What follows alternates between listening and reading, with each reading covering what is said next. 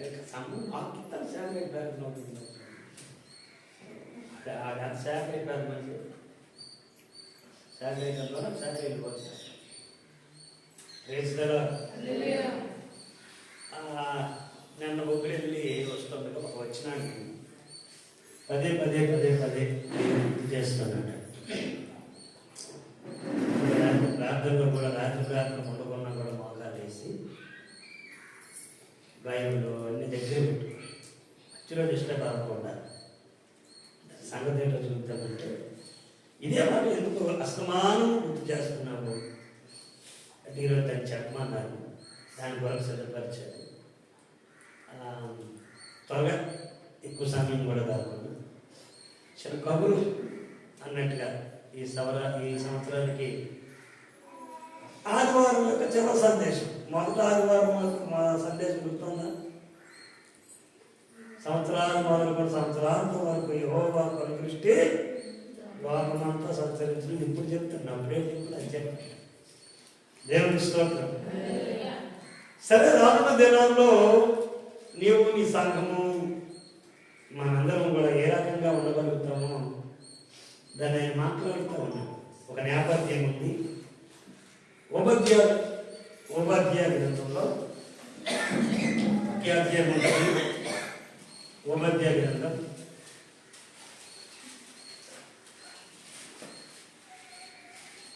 అందరూ చదవచ్చు. చివరి 2 వచ్చినారు. మరియు ఇశ్రాయేలు దండు అనగా వారిలో చెరపట్టబడిన వారు సారెపతు వరకు కానానీయుల దేశమును స్వతంత్రించుకొందురు. నోట్ చేసుకోండి. దేశమును స్వాతంత్రించుకొందురు. కానానీయుల దేశమును స్వాతంత్రించుకొందురు. 2 యెరూషలేము వారిలో చెరపట్టబడిన దక్షిణ దేశపు పట్టణములను స్వాతంత్రించుకొందురు. మరియు యేషావు యొక్క కొండకు తీర్పు తీర్చుటకై సియోను కొండ మీద రక్షకుడు పుట్టెదరు. అప్పుడు రాజ్యము యెహోవాది అగును. దేవునికి స్తోత్రం. హల్లెలూయా.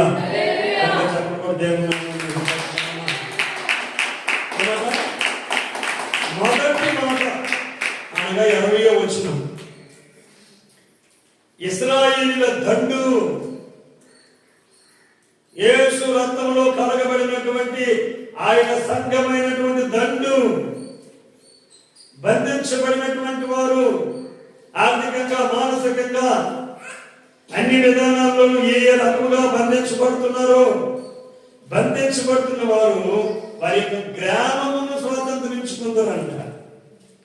ఏమన్నారా? మీరు మీ గ్రామాన్ని స్వాతంత్రించుకుంటారు. ఇశ్రాయేలీయులు కానాను దేశాన్ని స్వాతంత్రించుకుంటారు.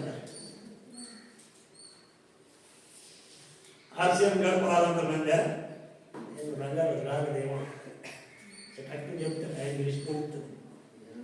ఆర్సీఎం గడప 600 మంది అట. 600 గడప 600 మంది సంఘం.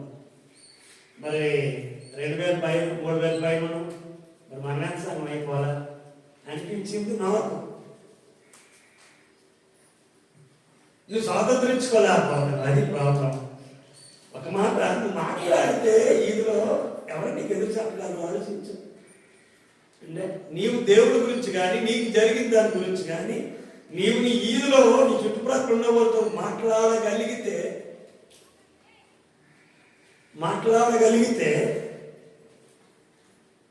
తిరిగి మాట్లాడగలరు. నేను శివన్నారాయణ ఏదో స్వామిమాలలో ఉన్నాడు ఒక ఆయన, బండి రిపేర్ చేసుకుంటున్నాను. ఆయన పువ్వుల ఏదో కార్యక్రమాలు ఒక ఆయన 50,000 ఇచ్చినాడు. డాక్టర్ గారు క్యాబిన్ ప్రసాదం కోసం అన్నీ చెప్తాను. చెప్పింది పూర్తి అయిన తర్వాత చెప్పడం స్టార్ట్ చేశాను. 2వ మాట మాట్లాడారు. నేను ఎన్ని చేశాను అంటే, మీరు చేశారా? అవును నేను చేశాను, కానీ నాకు ఆయాసం ఉండేది, నా పేర్ల పడి నాకు రోగాలు ఉండేది. ఇవేమి వెళ్ళిపోయాను. ఖాళీ నడకను మా ఊరిని విజయనగరం వెళ్ళి పూజలు చేసుకొని తిరిగి వచ్చింది. అవేమి నన్ను బాగు చేయాలి.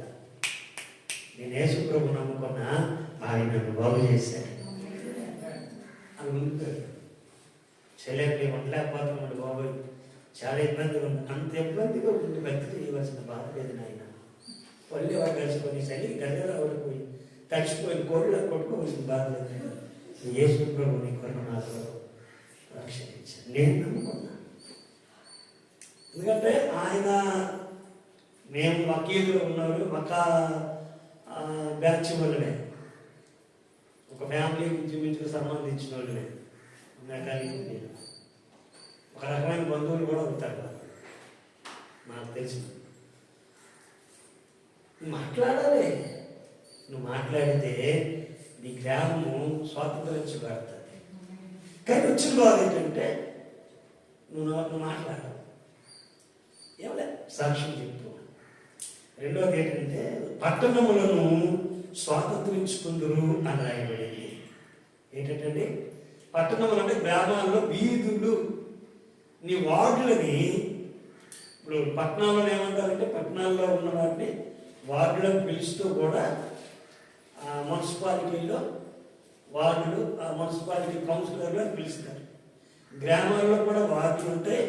ఈ వార్డుల్లో కూడా ఏమంటారంటే వార్డు మెంబర్స్ అనేది ఉంటారు. వాళ్ళు కూడా ఎలక్షన్ గెలవడాలు వాడడాలు ఇవన్నీ ఉంటాయి.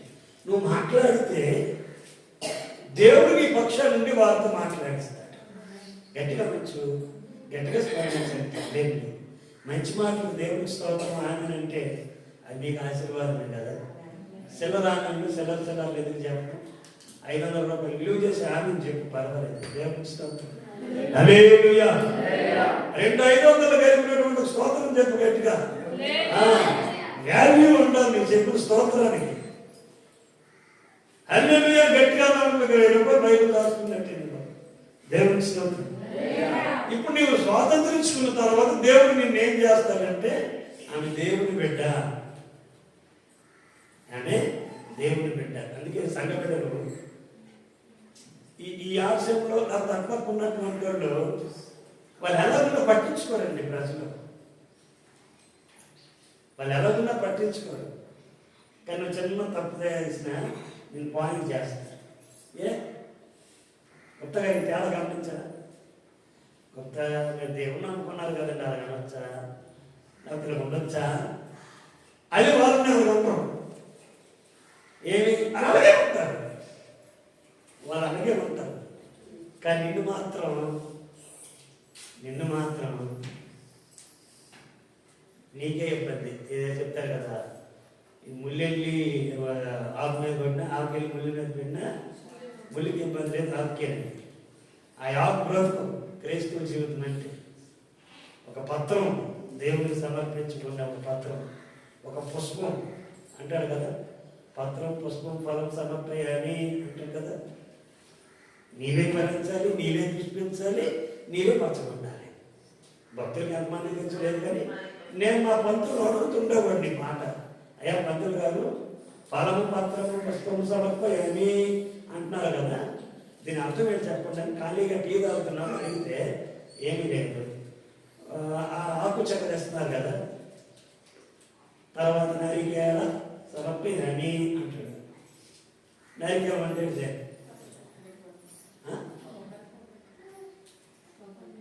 గట్టిగా వచ్చు కదా, చివరోడు కదా జరుపుకున్నాడు. ఆయన డబ్బులు లేవు, విలువ చెప్పింది. నువ్వు పట్టుకెళ్ళేటప్పుడు అందుకే కొబ్బరికాయ కొడితే ఆ టెంకు పగిలితే లోపల తెలుగు కనిపించి నీళ్ళు తీయగా బయటపడతాయి. మనిషి గర్వం బద్దలకు పడితే బలిపీఠం దగ్గర అందులో ఉన్న పరిశుద్ధత, అందులో ఉన్న నిత్య సేవం బయటకు వస్తాయి. అనేక మంది ఆ గుజురు దిన నీరు తాగి రక్షణలో పడతారు. నీకు అర్థం చేసుకో, నీవే ఒక టెంకాయ, నాటే వంకాయ. నీవే ఒక టెంకాయ, కానీ నీ గుండె బద్దం చేయబడితే పరిశుద్ధత బయటకు వస్తుంది. తెల్లగా నీలో నుండి మధురమైన మాట, ఇది మధురమైన సంభాషణ అనేకులు ప్రభు సన్నిధికి తీసుకుని వచ్చేటటువంటి మోటివేషన్, ఆత్మ సంబంధమైనటువంటి సంభాషణ నేను నుండి బయటపడదు. కానీ నీ పనులు చూసావా, రాత్రి అది పగలాల పగిలితే చాలు. ఆ కాపర విస్తారమైన మంద కాపరగా ఉంటాడు. దేవునికి స్తోత్రం. హల్లెలూయా. నువ్వు స్వాతంత్రించుకోమని, నువ్వు స్వాతంత్రించుకుంటావు అని దేవుడు చెప్తాడు. స్వాతంత్రించుకున్న తర్వాత స్వాతంత్రం ఇంకేంటి నువ్వేం చెప్తావు? ఎవరు క్యాన్లేరు, ఏం చేయలేరు. నీ ఫోటో పెట్టాను, పెద్ద సౌండ్ పెట్టుకో. నేను ప్రేమించే వాళ్ళు కనుక ఆ క్షణం ఏమీ లేదు. నేను కూడా ఇలా గడిపోతే అది ఎదిగితే కాస్త ప్రార్థన చేసుకుని తిరిగి వస్తాను అనుకుని వస్తాను. ఇక రెండో మాట ఏముందంటే, యాసావు కొండకు తీర్పు తీర్చడానికి సియోను కొండ మీద ఎదోము కొండ, యాసావు కొండ అంటే యాసావు యొక్క కుమారుడు ఎదోము. ఈ యొక్క అధ్యాయం ప్రారంభం నుండి దేవుడు ఎదోములతో మాట్లాడుతున్నాడు. ఎదోము దేశం, ఎదోము యొక్క కొండలు, యాసావు కొండలు. ఈ ఎదురుగానే సియోను కొండ అని రాయబడుతుంది. ఈ సియోను కొండ ఈ యొక్క ఓబద్య అనేటటువంటి ఈయన యాసావు సంతానమైనటువంటి ఎదోము దేవుడి తీర్పు వస్తుంది అని చెప్పుకొస్తాడు. ఆయనకి మీద ఎవరి గురించి చెప్పాడంట? ఇశ్రాయేలు గురించి చెప్పుకోవచ్చు. గొప్పగా జాగ్రత్త. ఇశ్రాయేలు ఒక ప్రక్క ఉన్నారు, ఎదోమీలు ఇంకొక ప్రక్క ఉన్నారు. మధ్యలో ఒక దారి ఉంటుంది యెరూషలేముకి వెళ్ళడానికి. ఇప్పుడు ఈయన ఎదోమీలను కూర్చి, ఎదోమీలు అనబడినటువంటి ప్రజలు ఇశ్రాయేలు కష్టకాలంలో వారిని రక్షించలేదు, కాపాడలే, సహాయం చేయలేదు. అలాంటప్పుడు వారికి చెప్తున్నాడు దేవుడు. కానీ యెరూషలేము పాడైపోవాలని ఎదోమీలు అనబడినటువంటి వారు కోరుకున్నారన్న కీర్తన గ్రంథంలో 137వ కీర్తన 7వ వచనంలో ఇలా రాయబడింది, యెరూషలేము నాశన దినమును పొడగొట్టుడి. చదవమాట, యెహోవా ఎదోము జ్ఞానులు చేసినది జ్ఞాపకం చేసుకొనుము. ఈ ఎదోము జనులు చేసినది జ్ఞాపకం చేసుకొనుము. యెరూషలేము పాడైన దినమును, యెరూషలేము పాడైపోయిన దినాన్ని జ్ఞాపకములకు తెచ్చుకొనుము. దానిని నాశనం చేయండి, దాన్ని నాశనం చేయండి, ధ్వంసము చేయండి అని వారు చాటిరి కదా. సమూల ధ్వంసం చేయండి అని చాటారంట. ఎవరు? ఎదోమీలు. ఇశ్రాయేలు నాశనం కోరారంట. అందుకే ఇప్పుడు ఏమంటారంటే, యాసావు కొండకు తీర్పు తీర్చడానికి సియోను కొండలో నుండి ఎవరు కావాలి? రక్షకులు కావాలి. యాసావు కొండ దేనికి సూచన అంటే గర్వానికి సూచన. ఎక్కడున్నమాట చూడండి. ఇప్పుడు మనం చదువుకుని ఈ ఓబద్య అధ్యాయంలో 3-4 వచనాలు చదవండి. అత్యున్నతమైన పర్వతముల మీద ఆసీనుడై ఉండి, అత్యున్నతమైన పర్వతముల మీద ఆసీనుడై ఉండి, కొండ సందులలో నివసించువాడా, నన్ను కిందకి పడద్రోయగలవాడు ఎవడని, నన్ను కిందకి పడద్రోయగలవాడు ఎవడు అని అనుకున్నవాడా, అని అనుకుంటున్నాడా? ఏమనుకుంటాడంటే, నాకు సోపర బట్టలేడు, తిండేడు, చెప్పలేడు, నన్ను కింద పడద్రోయడు ఈ ఊర్లోనే లేడా అనుకుంటున్నప్పుడు వాళ్ళ కిడ్నీలు 2 పాడైపోయి. ఇక్కడ బాగా చూడండి, అలా అనుకుంటుంటారు కొంతమంది. నన్ను కొట్టినోడు ఎవరు లేడు ఈ ఊర్లో అన్నోడికి టొక్కన కిడ్నీ వ్యాధి వచ్చింది. ఇప్పుడు ఆడు బాగా చూడండి. మరి మరి చేసి అందరికి కాదండి, అలా ముందు మాత్రం సరే వచ్చేది ఏదో ఒకటి. ఎంత కలిగిన ఒదుగుంటే, చెప్పిన రాజశేఖర రెడ్డి గారు అంటుంటారు కదా, ఎంత ఒదుగుతామో నాయకుడు అయిన తర్వాత ఎంత ఒదుగుతామో అంత ఎదుగుతామని చెప్తున్నాడు. దేవుడి స్తోత్రం. ఎదిగింది తక్కువ, క్యాల్కులేషన్ ఎక్కువ అయితే ఏముండదు. ఒదిగింది ఏమీ లేదు, కానీ ఒదిగినట్టు ఫీలింగ్ అవ్వదు. అందుకే అక్కడ ఎదోము అంటే ఎవరంటే ఏమనుకుంటున్నాడు? ఆయన నన్ను ఎవరు కిందకే పడగొట్టలేడు అనుకుంటున్నాడు. అలాంటి ఉంటే ఊళ్ళో నువ్వు వాళ్ళకి సరైనడే, సరైన దాని అలాంటి అక్కడ చెప్పాడు. చూడండి మాట 4వ వచనం. పక్షిరాజు గూడంతా ఎత్తున నివాసం చేసుకొని, ఎంత పక్షిరాజు అపార్ట్మెంట్స్ పక్షిరాజు గూడంతా ఎత్తున నివాసం చేసుకొని నక్షత్రములలో నీవు దాన్ని కట్టినను, నక్షత్రాల వరకు నువ్వు కట్టించిన అచ్చటి నుండి నేను నిన్ను కింద పడవేసి గ్యారంటీ 100% 500 ఖాయం గ్యారంటీ అండి. ఎంత ఎత్తుకు నువ్వు వెళ్ళాలనుకున్నా ఎవరిని? ఇశ్రాయేలు దేవుని బిడ్డలు, ఆయన రక్తంలో కలగబడి క్రైస్తవ బిడ్డలు కాదు ఆయన చెప్పింది. ఎక్కడ దేవుని ఎరగక ఉన్నత స్థానానికి వెళ్ళాలనుకున్న వారిని ఏం చేస్తారంటే కిందకి రాస్తారంట. హృదయం గర్వము నిన్ను మోసపుచ్చింది అంటాడు. నీ నీ హృదయ గర్వము నీ చేత నీవు మోసపోతివి. ఈ 3 రోజుల్లో మనకు అలాంటివి ఏమైనా ఉంటే నాశనం అయిపోవును గాక. ఏంటి మీరు కాదు, అదనమాట. నిన్ను ఎదగనీయకుండా చేసేది నీకు తెలియని గర్వం ఉంటేదో ఇంకా వేళ ఉన్నట్టయితే దాని వరకు 3 రోజులు ప్రార్థనకు వచ్చి దాన్ని మీతో పాటు పత్రాలు తీసుకెళ్ళక కొట్టు మంచి కొట్టిగా గజ్జాల్లో ఉంది. ఏం చెప్తాం, మంచి కొట్టే నమ్మకమైన కొట్టేనంట, కానీ ఒళ్ళలో గజ్జే ఏమవుతుంది కదా చుట్టూ. ఇప్పుడు తీసుకెళ్ళగలవా? జోరుగా ఉంది, ఇంత ఇంటికి బుచ్చిగా ఉంది,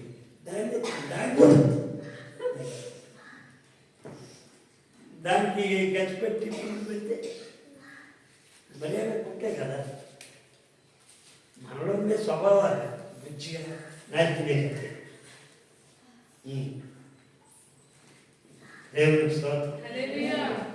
కర్మము చూడండి, సామెతల గ్రంథం అంటారు కదా 16-18 వచ్చిన భక్తుడా తీశాడు వాగ్దానాలు గత వాగ్దానాలు గుర్తు చేసుకుంటాడు గురువు గారు. ఏటమ్మా 16 నాశనములకు ముందు అది నీకు రాకూడదు గాక. గట్టిగా పర్లేదు, నేను కడితే నాశనములకు ముందు గర్వం నడుస్తుంది. పడిపోవడానికి ముందు ఏమి నడుస్తుందండి? అది నీకు అంత కాదని పడిపోకూడదు. నువ్వు అనేక బతుకులు బాగు చేయడానికే దేవుడు నిన్ను ఆశీర్వదిస్తున్నాడు. నీవు బాగుపడతావు, నీవు ఆశీర్వదించబడతావు, నీవు అనేకులకు చెయ్యించి బయట అని పిలుస్తావు. ప్రకటనలో అంటారు కదా, ఎక్కడికి ఎక్కి రమ్ము. నువ్వు కూడా కింద ఉన్నటువంటి వారిని, ఒకప్పుడు నీ బతుకు అలాంటిదే, నీ పరిస్థితి అలాంటిదే, కానీ ఇప్పుడు దేవుడు ఒక స్టెప్ మీద తీసుకొచ్చాడు. నువ్వేమన్నా యేసు నామంలో ఎక్కి రమ్ము. ఒకప్పుడు నా బతుకంతే, కానీ ఈ సంవత్సరంతో అది పోయింది. నేను ఎవరైనా నా చేయి పట్టుకొని నన్ను పైకి తీసుకొని వస్తారేమో అనుకున్నా, కానీ దేవుడు నన్ను పైకి తీసుకొచ్చాడు. నేను కిందకు చేయగలుగుతున్నా. ఒకప్పుడు పైకి చేయగలుగుతాను, ఇప్పుడు కిందకు చేయగలుగుతున్నా. రమ్మని ఎమ్మని కాదు. దేవుని స్తోత్రం. కాబట్టి గర్వము కానీ వినాశకాలమైన స్థితి కూడా రాకూడదని ఈ 3-4 రోజుల్లో 4 రోజులు 3 రోజులే సిద్ధపడుతూ ఎత్తుకోవటం. ఎందుకంటే నీ వీధిలో, నీ ఊరిలో నీకున్న పేరు అది దైవికంగా వెళ్తే ఇంకా మంచిది, అది ఇంకా ఆశీర్వాదకరమైనది. దేవుని స్తోత్రం. నీకంటూ కొంత పేరు ఉంది, నీకంటూ కొంత మర్యాద ఉంది. దాన్ని అదో పాతాలని వెళ్ళకుండా నన్ను కాపాడాడు. పరువు పరపతి పోకూడదు ప్రభు. ఎప్పుడు చూడండి, అసలు అలెత్తుకూడదు కాబట్టి నాకు అవ్వద్దు ప్రభు. నన్ను నేను ఉండాలని కోరుకున్నోళ్ళు, నా మాట వినాలని కోరుకున్నోళ్ళు, నన్ను గురించి ఆలోచించిన వాళ్ళు చాలా మంది ఉన్నారు కదా. తర్వాత 3వ విషయం గుర్తు చేసుకుంటా. మొదటిది నేపథ్య వివరణ, 2వది ఏంటంటే యాసావు కొండ, తర్వాత మాట సియోను కొండ అని ఉంది. సియోను కొండ అంటే దేవుని నివాసం. మనకు వాక్యం కావాలనుకుంటే దాని గురించి 132 ఎత్తిన 13 నుంచి చదివితే 132 ఎవరిని ఏర్పరచుకున్నాడండి? సియోనును ఏర్పరచుకున్నాడు, దాన్ని కోరుకుంటున్నాడు. ఇది నేను కోరిన స్థానము, ఇది నేను కోరిన స్థానము, ఎక్కడనే ఇది నిత్యము నాకు విశ్రమ స్థానముగా నుండును, విశ్రమ స్థానముగా నుండును, ఇక్కడనే నేను నివసించదును.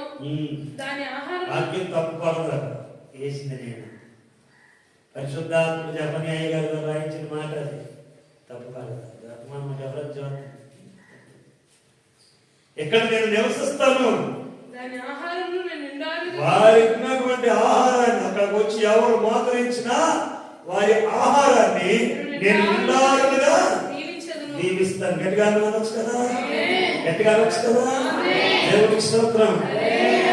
భూమి మీద బ్రతికి నీ కొద్ది రోజులు ఆహారం, వస్త్రము, గృహము, ఆరోగ్యము, ఆయుష్కాలము ఈ 5 ఉంటే ఒకరికి బతుకు చూపించడానికి అవకాశం ఉంటుంది కదా. చనిపోయిన తర్వాత పరలోకం ఎలాగో వెళ్తాం, అన్ని జరిగి ఏమో ఎటు వెళ్తామో చెప్పలేమని అర్థం. కానీ నువ్వు మాత్రం అలా చెప్పలేదు. గుప్తా గారు ప్రభు మిమ్మల్ని పిలిచారంటే లేకపోతే మీరు పోతే ఖచ్చితంగా పరలోకం వెళ్తాం. ఎవరు ఎరగబోటు మనిషి అడిగాడు అనుకోండి, ఎస్ ఖచ్చితంగా పరలోకం చెప్పగలరు. ఎలాగనకూడదా? ఎలాగనకూడదా? సచ్చినాక ఎవరికి విషయాలే అనకూడదు. ఒకవేళ ఎవడు ఏ ఎరగబోటు మాట్లాడి ఏం నీ పరలోకం తెలుసా తెలుసు అని నిలబడు. చూపియలా అని నిలబడు. 4 ప్రక్కలా కూడా ఒక్కొక్క ప్రక్క ఎన్ని ద్వారాలు వస్తున్నాయి చెప్పాలా? అరే మీ కార్తీక మాసంలో మాత్రమే మీ ద్వారాలు తెరవబడతాయిరా, మాకు నిత్యము తెరవబడతాయి. తెలిసే ఉన్నాయి. నా ఎదుట నీవు తెరచిన తలుపులు ఎవరు వేయలేరుగా, ఎవరు వేయలేరుగా, నీవు తెరచిన ఎందుకు రాజుల రాజా ప్రభువుల ప్రభువా నీకు సాటి ఎవరు లేరయ్యా. రాజుల రాజా ప్రభువుల ప్రభువా నీకు సాటి నీ సింహాసనము నీ కృపతోని స్థాపించు రాజా. నీ సింహాసనము హృదయాన నీ కృపతోని స్థాపించు రాజా. నిరుగు స్థలములో మీరు ఉండులాగున మరలా వస్తానన్నాడా? ఓ ఎలగబోటుడా, నువ్వు ఎంత చెప్పినా నేను ఆయన పిలిస్తే అక్కడే ఉంటా. ఆయన హ్యాపీ చెప్పి చక్కగా వెళ్తా. బ్యాగ్ వేయాల్సిన పనిలే, ఎక్కడ తీయాల్సిన పనే, వెయిట్ చేయాల్సిన పనిలే, ఎలాగే కానీ అని చెప్పేసరి కళ్ళు చూస్తూనే పచ్చకాలంలో వెళ్ళిపోయా. అమ్మ ఆయన ఎంత స్ట్రాంగ్ ఉన్నా అది అక్కడ చెప్తుంది. సియోను శిఖరము ఎవరికే వారసత్వం. అది ఆ సియోను కొండలో నిలబడితే ఎనగబాటు కలిగిన మనుషులందరికీ తీర్పులు తీరుతారు. అడిగారి ఇటు అది నరకం ఓడు ఇట్లా అని పిలవడానికే నిలబెట్టాడు. దాని పేరు సువార్త. సువార్త అంటే ఏంటి? నరకం వైపు ఉన్నటువంటి వారిని జీవం వైపు, పరలోకం వైపు తిప్పడమే సువార్తీకార్యం. దేవునికి స్తోత్రం. యెషయా చక్కగా చెప్తారు. ఒక మాట చదువుతాం. 2వ అధ్యాయము 3-4 వచనాలు. యెషయా గ్రంథం.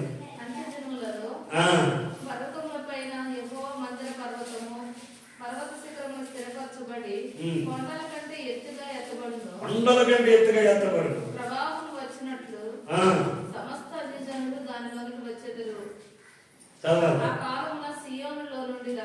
సియోనులో నుండి ధర్మశాస్త్రం, యెరూషలేములో నుండి యెహోవా వాక్యం బయలుదేరుతాయి.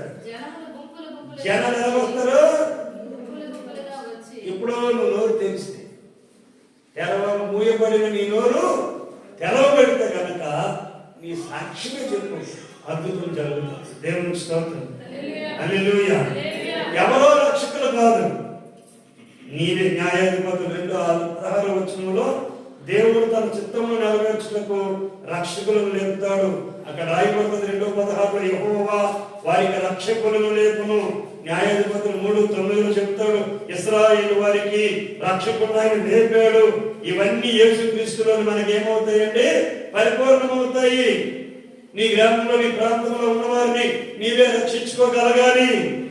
ఇవన్నీ కూడా మత్తయి సువార్త చెప్తాడు. 1వ అధ్యాయం 21వ వచనంలో చెప్తాడు, ఆయన తన ప్రజలను వారి పాపముల నుండి ఆయనే రక్షిస్తాడు. దేవదూతలకి సంఘమును పెట్టి తీర్పు తీరుస్తాడట. కాబట్టి నువ్వు ఇతరులను రక్షించుకునే రక్షణ. గొర్రెలను కంటాయి ఆయన. అందుకే నా గొర్రెలు నా స్వరము వినును. ఆయన గొర్రెలు మనం. ఇప్పుడు ఆవు మొక్కలు ఆవు బిడ్డ అంటే ఒప్పుకుందా? అవును నేను గొర్రె బిడ్డ అని అనొచ్చు. ఎందుకంటే ఆయన ఉదయపడిన గొర్రె పిల్ల అన్నాడు కనుక వాక్యాన్ని నువ్వు ఒప్పుకోవచ్చు, తప్పలేకుండా. ఎవడన్నా గొర్రె బిడ్డ గొర్రె బిడ్డ నువ్వు ఎది బిడ్డ సాబా అలా కానీ మళ్ళీ అమ్మ దేవత రావద్దు. ఇదేంటి ఆ అమ్మ తీసుకెళ్ళి అనాథాశ్రమం ఆడతాడు, ఎక్కడో తీసుకెళ్ళా ఆ యావను పోలీసు తీసుకొని చెక్ గుంటలైన అమెరికాలో పంపిస్తాడు, కుక్కలు తీసుకొని చెక్ చేయడం. అమెరికా కుక్క అయితే పోవాలి. ఇంట్లో ఉన్నోడేమో అమెరికాలో డ్యూటీ చేస్తాడు, అమెరికాలో ఉన్న కుక్కలు తీసుకొని ఇంట్లో తెచ్చుకుంటాడు. మనుషులు ఆ పని చేస్తాడు. ఇప్పుడు అమ్మేమో అనాథాశ్రమం, ఆవేమో ఇంట్లో. అమ్మకు అన్నట్లు కానీ ఆవుకేమో దాన్ని ఏంటో బ్యాన్ వేసి పెడతారు. చెప్పండి లేదండి అదే అన్నము దానా అది కాదు అమ్మకారు భక్తులు తయారయ్యారు. వాళ్ళ కాదు దేవుడు నిన్ను ఫలభరితంగా ఉంచాడు, దేవుడు నిన్ను ఆశీర్వాదకరంగా ఉంచాడు. అందుకే ఇప్పుడు చదువుకున్నట్టున్నటువంటి ఈ మాటలో చెప్తున్నాడు. దానియేలు గ్రంథం 2:44-45 వచనాలు. దానియేలు గ్రంథం ఆయన రాజ్యము ఎన్నటికీ నాశనం అవుతుంది. రాజ్యం యెహోవాది అగును.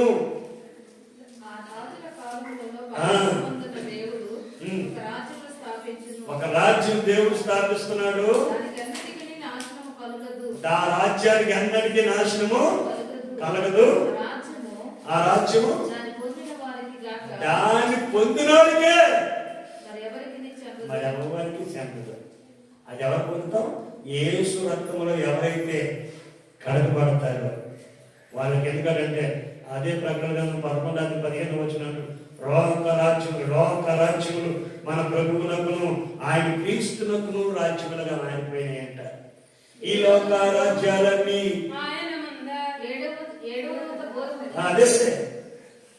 అదే మరి దేవుని స్తోత్రం. ఇంకో దగ్గర కూడా కీర్తన గ్రంథం 28-29 రాజ్యం యెహోవాదే. గుర్తుపెట్టుకో, మన రాజ్యము, ఆ రాజ్యంలో ఉన్నటువంటి రాజుల రాజు యేసుక్రీస్తున్నారు. ఆయన ఇప్పుడు ఆరాధిస్తున్నారు. దేవుని స్తోత్రం. అవతారాలతో పని లేదు, అజరాములతో పని లేదు. అవతారాలతో పని లేదు, అజరాములతోనే పని లేదు. యేసు రక్తంతో నీకు పని. ప్రతి విషయానికి యేసు రక్తం, యేసు రక్తం, యేసు రక్తం. ఇదే నీ స్తోత్రం. ఎప్పుడైతే నువ్వు చేస్తావో దేవుడు ఆయన నెరవేరుస్తాడు. కాబట్టి రాజ్యం ఎవరు అవ్వాలి? గట్టిగా ఆ రాజ్యంలో ఎవరు ఉండాలి? కొన్ని ప్రాంతాలు ఎత్తుంటే పెద్ద పెద్ద ఇల్లు కట్టిస్తున్నాయి, ఊడు లేడు అందులో. మీకు అర్థమైపోయిందా? పెద్ద పెద్ద ఇల్లు టౌన్లో కట్టిస్తున్నాయి, అందులో ఎవరు లేరు. అప్పుడు అనిపిస్తుంది నువ్వు గట్టి ఇల్లు మాత్రం ఫుల్ అయిపోతుంది. గత ప్రభుత్వం ఇచ్చిన ఇళ్లలో పాపం ఎవరో లేడు, నువ్వు ఖాళీ ఉన్నాయి, ఎవరు వెళ్ళలేదు, ఎవరో ఓపెన్ చేసుకులేదు, అలా ఉంటున్నాయి. కానీ ఇవి కాదు నువ్వు కట్టే ఆ ఇల్లు ఏమైపోతే ఎవరి ఇల్లు పూర్తి అయిపోయి అది తీసుకుని అడ్లు పెట్టేస్తారు. ఇక్కడ ఉన్నంతవరకు ఉంచుతాడు. నీ ఇల్లు అయిపోయింది, అది కాపులు అంటే నీ సొంత కొంతకి వెళ్ళిపో, తీసుకెళ్ళిపోయి పెట్టారు. నల్లారా పిలిచేస్తాడు. ఏడిచినోడు ఏడుతాడు, ఫోటో దాన్ని పెడతాడు, వేస్తాడు, ముద్ద వేస్తాడు. ఏం చేసి దాని దానికి సంబంధం లేదు. పోయినోడికి పిలిచినోడికి సంబంధం లేదు. భూమి మీద ఏం చేయలేదు. ఆయన చూసేది వెళ్ళిపోతాడు. ఇంకా నీవు ఏడ్చుకుంటారు, ఎక్కువ పోసుకుంటారు, ఏడ్చుకుంటారు. ఇంకా కాబట్టి రాజ్యం ఎవరిది అవుతుందండి? నీవు స్వతంత్రించుకో. ఆయన రాజ్యాన్ని నువ్వేం చేయాలండి? స్వతంత్రించుకో. కొంతమంది అన్యులను నీతో పాటు ఆయన రాజ్యం వైపు తిప్పుకో, నీతో పాటు ఆయన రాజ్యం వైపు తిప్పుకో. ఇదే పరిశుద్ధాత్మ మాట్లాడుతుంది. ప్రార్థన చేసుకుందాం. కళ్ళు మూసుకుంది. ఆయన తీర్పు తీర్చున్నాడు, ఆ తీర్పులను నెరవేర్చు. ఆయన నిత్యము మనలో ఒకవేళ గర్వం ఉన్నట్టయితే ఈ 3 రోజులు ఈ సమయంలో ప్రభా నాకు తెలియదు నన్ను ఏర్పాటు చేస్తుందేమో. నేను వంగకుండా నీ వాక్యానికి వ్యతిరేకంగా ఉండే ఏదైనప్పటికీ కలిగించండి బ్రహ్మ మనం ప్రార్థన చేసుకున్నాం. దేవాన్ని న్యాయం తీర్పు తీర్చేవాడు క్రీస్తు మాత్రమే. న్యాయం తీర్పు తీర్చేవాడు. ఈ లోకరాజ్యాలన్నీ ఆయనవే. ప్రార్థన చేద్దాం. ప్రార్థన స్తోత్రం నాయనా, పరిశుద్ధుడా యేసు ప్రభువానికి వందనాలయ్యా. మహిమ కలిగిన రాజానికి స్తోత్రాలు చెల్లిస్తున్నాను నాయనా. నీ కృపను బట్టి నీకు